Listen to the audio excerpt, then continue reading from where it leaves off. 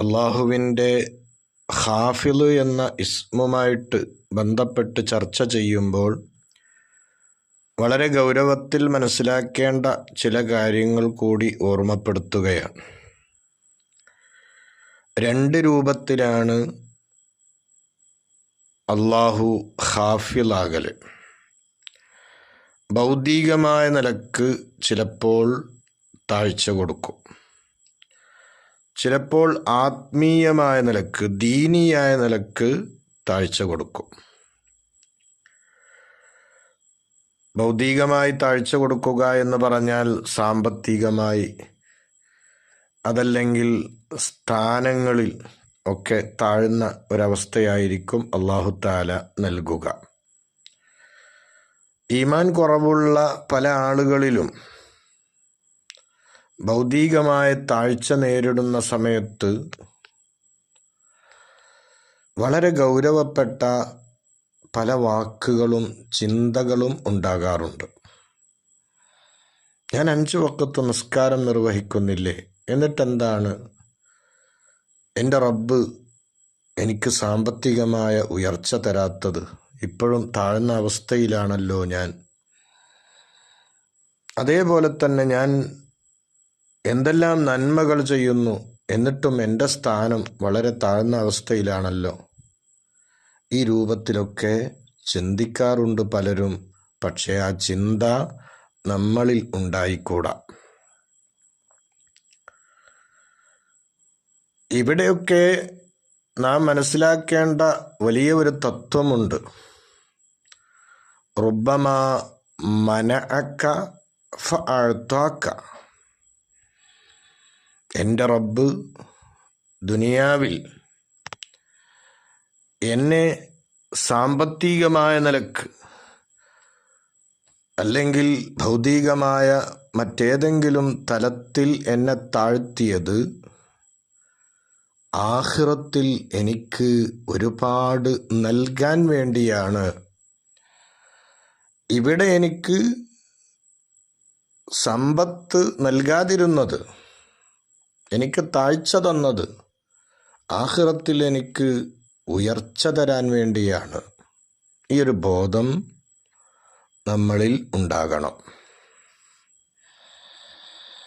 അതേപോലെ തന്നെ നമുക്ക് ഉയർച്ചകൾ ഉണ്ടാകുമ്പോൾ അവിടെയും നമ്മൾ ചിന്തിക്കണം. റുബ്ബമാ അഅതാക ഫമനഅക. എൻ്റെ റബ്ബ് ഇവിടെ എനിക്ക് വലിയ ഉയർച്ച തന്നിട്ട് ആഖിറത്തിൽ എനിക്ക് താഴ്ചയാണോ ലഭിക്കുക എന്ന ഒരു പേടി, ആ ഒരു ഗൗരവപരമായ ചിന്ത നമ്മളിൽ ഓരോരുത്തരിലും ഉണ്ടാകേണ്ടതുണ്ട്. മുൻകാലത്തുള്ള മഹത്തുക്കളായ സ്വഹാബികൾ ആ രൂപത്തിലൊക്കെ പേടിച്ചിരുന്നതൊക്കെ ഹദീസുകളിൽ നമുക്ക് കാണാൻ കഴിയും. വളരെ ശുദ്ധമായ നല്ല രസമുള്ള പാനീയങ്ങൾ ചില സ്വഹാബികൾക്ക് ചിലർ കൊണ്ടുവന്ന് കൊടുത്തപ്പോൾ ബോധരഹിതരായിപ്പോയ സംഭവങ്ങൾ വരെ ഹദീസുകളിലുണ്ട്. അവരൊക്കെ റബ്ബേ എനിക്ക് ഇവിടെ എല്ലാ നിലക്കുള്ള നല്ല പാനീയങ്ങളും അനുഗ്രഹങ്ങളും തന്ന് ആഖിറത്തിൽ ഒന്നും ലഭിക്കാത്തവനായി പോകുമോ ഞാൻ? ഈ ഒരു പേടിയാണ് അവരിൽ ഉണ്ടായിരുന്നത്. അപ്പം ഭൗതികമായ നിലക്ക് താഴ്ത്തുന്നവൻ എന്ന് ഖാഫിളിന് അർത്ഥമുണ്ട്. അതേപോലെ തന്നെ ദീനിയായ നിലക്ക് താഴ്ത്തുന്നവൻ, ആത്മീയമായ നിലക്ക് താഴ്ത്തുന്നവൻ. ആത്മീയമായ നിലക്ക് ദീനിയായ നിലക്ക് താഴ്മ ഉണ്ടാകലിനെ തൊട്ട് അള്ളാഹുവിനോട് നമ്മൾ എപ്പോഴും കാവൽ ചോദിക്കേണ്ടതുണ്ട്. അള്ളാഹുവേ, ദീനിൻ്റെ വിഷയത്തിൽ എന്നെ നീ താഴ്ത്തരുത്. ആ ഒരു ദുആ തീർച്ചയായും നമ്മളിൽ എപ്പോഴും ഉണ്ടാകേണ്ടതുണ്ട്. ഇബാദത്തിൻ്റെ വിഷയങ്ങളിൽ നമ്മേക്കാൾ ഉയരങ്ങൾ കീഴടക്കുന്നവരെ നാം കാണുമ്പോൾ, അറിയുമ്പോൾ അവരെപ്പോലെ ഉയരാൻ എനിക്കും കഴിയണം. അതുകൊണ്ട് എല്ലാത്തിനെയും ഉയർത്തുന്ന റാഫിയായ അള്ളാഹുവേ, എന്നെയും നീ ആ ഒരു തലത്തിലേക്ക് ഉയർത്തണം.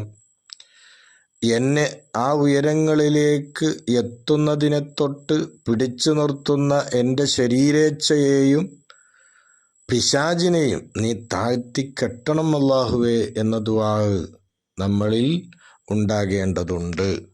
അല്ലാഹു തൗഫീഖ് തരട്ടെ.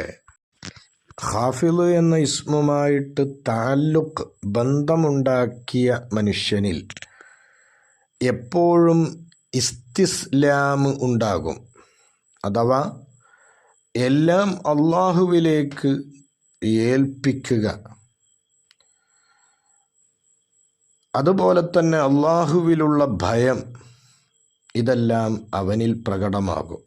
കാരണം എന്നെ താഴ്ത്തുന്നവനും എന്നെ ഉയർത്തുന്നവനും അത് അള്ളാഹുവാണ് എന്ന ഒരു വിശ്വാസം അവനിലുണ്ടാകുമ്പോൾ തീർച്ചയായും അവൻ്റെ കാര്യങ്ങളൊക്കെ അവൻ അള്ളാഹുവിലേക്ക് ഏൽപ്പിക്കും. അള്ളാഹുവിൽ അവന് ഭയമുണ്ടാകും. ഒരു സന്ദർഭത്തിലും അവൻ്റെ ആ അവസ്ഥ കൊണ്ട് അവൻ കെട്ടുറപ്പുള്ളവനായി നിൽക്കുകയില്ല. ഞാനിപ്പോൾ അത്യാവശ്യം തരക്കേടില്ലാത്ത സ്റ്റാൻഡേർഡിലാണ്, ഞാൻ ഭയങ്കര അറിവുള്ള ഭയങ്കര അമലുള്ള ഒരു വ്യക്തിയാണ്, ആളുകൾക്കിടയിൽ വേർതിരിഞ്ഞു നിൽക്കുന്ന ഒരാളാണ് എന്ന നിലക്കുള്ള ചിന്താഗതി ആ മനുഷ്യനിൽ ഉണ്ടാവുകയില്ല ഖാഫിൽ എന്ന ഇസ്മുമായി ബന്ധം പുലർത്തുമ്പോൾ. കാരണം എൻ്റെ റബ്ബ് ഖാഫിലാണ്. കിബ്ർ നടിച്ചാൽ അതിനെ ഉടനെ ഇല്ലായ്മ ചെയ്ത് താഴ്ത്തിക്കളയുന്നവനാണ് എൻ്റെ റബ്ബ്.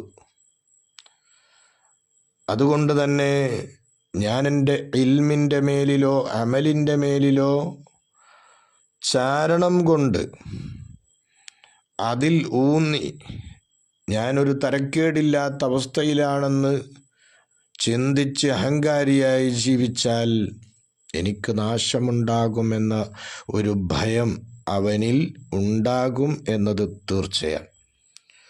അതേപോലെ തന്നെ ഈ ഇസ്മുമായിട്ട് ബന്ധം പുലർത്തുന്ന സമയത്തിൽ അവനിലുണ്ടാകുന്ന മറ്റൊരു പ്രധാന വിഷയമാണ് അവൻ്റെ കുടുംബങ്ങൾക്കിടയിൽ അവൻ്റെ ചിറകിനെ അവൻ താഴ്ത്തിക്കൊടുക്കും. അവൻ്റെ സ്നേഹിതർക്കിടയിൽ, അവൻ്റെ സഹോദര സഹോദരിമാർക്കിടയിൽ ചിറകിനെ താഴ്ത്തിക്കൊടുക്കും. എന്ന് പറഞ്ഞാൽ അവർക്കൊക്കെ ഒരു സംരക്ഷണം, അവർക്ക് പ്രയാസങ്ങൾ വരുന്ന സമയത്ത് ആ പ്രയാസങ്ങളൊക്കെ അവരെ തൊട്ട് തടയാൻ അവൻ്റെ ഒരു ചിറക്, ഒരു തള്ളക്കോഴി അതിൻ്റെ കുഞ്ഞുങ്ങളെ പരുന്തിനെ തൊട്ട് സംരക്ഷിക്കാൻ വേണ്ടി ചിറക് വിടർത്തി ആ കുഞ്ഞുങ്ങളെ സംരക്ഷിക്കുന്നത് പോലെ അവൻ്റെ കുടുംബങ്ങളിൽ വല്ല വിഷമങ്ങളും ഉണ്ടാകുമ്പോൾ ആ വിഷമങ്ങൾ അവർക്ക് ഏൽക്കാതിരിക്കാൻ ആ വ്യക്തി തീർച്ചയായും ചിറക് താഴ്ത്തിക്കൊടുക്കും. ഖുർആനിൽ പറഞ്ഞില്ലേ, വഖ്ഫിൽ ലഹുമ ജനാഹദുല്ലി, നിന്ദ്യതയുടെ ചിറകിനെ മാതാപിതാക്കൾക്ക് താഴ്ത്തിക്കൊടുക്കണം. എന്ന് പറഞ്ഞാൽ മാതാപിതാക്കളുടെ മുമ്പിൽ നീ വലിയ ഗർവിലും വലിയ അഹങ്കാരത്തിലും ആയിപ്പോകരുത്. മാതാപിതാക്കൾക്ക് കാരുണ്യത്തിൻ്റെ ചിറക് നീ താഴ്ത്തിക്കൊടുക്കണം. അപ്പം ഈ സ്വഭാവങ്ങളൊക്കെ ഈ ഇസ്മുമായിട്ട് കൂടുതൽ ബന്ധം പുലർത്തുന്നവരിൽ പ്രകടമാകുന്നതാണ്. ഇനി ഖാഫിൽ എന്ന ഇസ്മുമായിട്ട് നമ്മൾ തഖല്ലുക്ക് ഉണ്ടാകണം, സ്വഭാവം ശ്രദ്ധിക്കണം. അതെങ്ങനെയാണ്? അല്ലാഹു തആല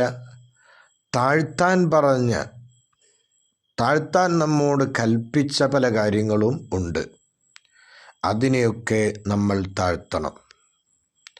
ഉദാഹരണമായി പറയുകയാണെങ്കിൽ, നാം മുമ്പ് ചർച്ച ചെയ്തിട്ടുണ്ട്, നമ്മെ നശിപ്പിക്കുന്ന നമ്മുടെ ഏറ്റവും വലിയ കഠിനമായ ശത്രുവാണ് നമ്മളുടെ ശരീരം. നമ്മളുടെ ശരീരത്തിൻ്റെ ഇച്ഛകൾ, ആഗ്രഹങ്ങൾ, ഇതിനെയൊക്കെ നമ്മൾ താഴ്ത്തുന്നവരാകണം.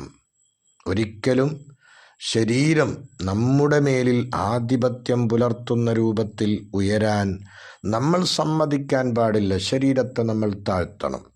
ശരീരത്തിൻ്റെ തെറ്റായ ആഗ്രഹങ്ങളെ നമ്മൾ താഴ്ത്തണം. അതുപോലെ തന്നെ ബാത്തിലായ വിഷയങ്ങൾ, അസത്യമായ വിഷയങ്ങൾ, അതൊക്കെ ഉയർന്നു വരുമ്പോൾ ആ അസത്യമായ കാര്യത്തെ താഴ്ത്താൻ നമ്മൾ പരിശ്രമിക്കണം. അതൊക്കെയാണ് ഈ ഇസ്മു കൊണ്ട് സ്വഭാവം സിദ്ധിക്കുക എന്ന് പറഞ്ഞാൽ അതിൻ്റെ അർത്ഥം. ഇനി ഇതിൻ്റെ പ്രത്യേകത മഹത്തുക്കൾ പറയുന്നു. ഇത് അതിൻ്റെ അബ്ജദീയ കണക്ക് പ്രകാരമോ അതല്ലെങ്കിൽ ധാരാളമായി ചൊല്ലിക്കഴിഞ്ഞാൽ അവൻ്റെ ആവശ്യങ്ങളൊക്കെ പൂർത്തീകരിക്കപ്പെടും.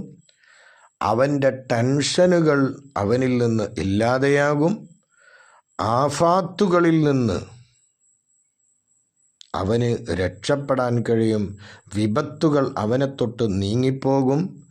സന്തോഷം അവന് ഉണ്ടാവുകയും ആ സന്തോഷം നിലനിൽക്കുകയും ചെയ്യും എന്നൊക്കെ മഹത്തുക്കൾ പഠിപ്പിച്ചിട്ടുണ്ട്. അല്ലാഹു തൗഫീഖ് തരട്ടെ. ആമീൻ.